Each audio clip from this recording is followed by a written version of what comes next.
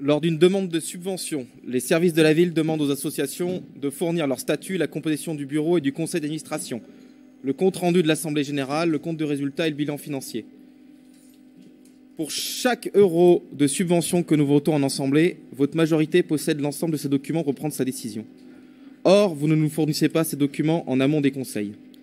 Vous décidez donc de nous empêcher d'avoir une vision plus précise des activités de chaque association. Nous demandons systématiquement l'ensemble de ces pièces avant le vote au conseil, pièces que vous avez en votre possession. Or, lors de chaque demande, nous avons essuyé un refus de votre part. Selon vos dires, nous n'avions qu'à demander directement aux associations.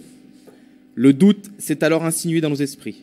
Avez-vous ces pièces en votre possession alors qu'elles sont obligatoires pour une demande de subvention ? Cette question est d'autant plus inquiétante quand nous entendons que des associations auraient pu être utilisées comme intermédiaires dans l'affaire qui secoue notre ville. Coup de théâtre.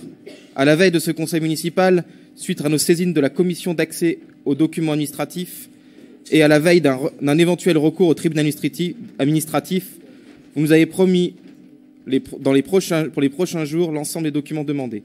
Mieux, vous nous fournissez une partie des documents des associations citées par certains dans l'affaire. Dois-je rappeler que Saint-Étienne possède 3 associations pour 100 habitants, quand la France n'en est qu'à 2,5. Et cet engouement n'est pas prêt de s'arrêter. 39% des associations stéphanoises ont été créées après 2010. Nous sommes persuadés que 99,99% des associations font un travail de terrain extraordinaire. Elles sont le cœur battant de notre ville. C'est pour cela que nous avons voté contre la baisse de leurs subventions.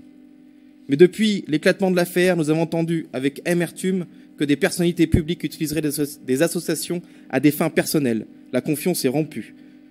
Nous ne soutenons pas la baisse insupportable du soutien aux associations que vous envisagez.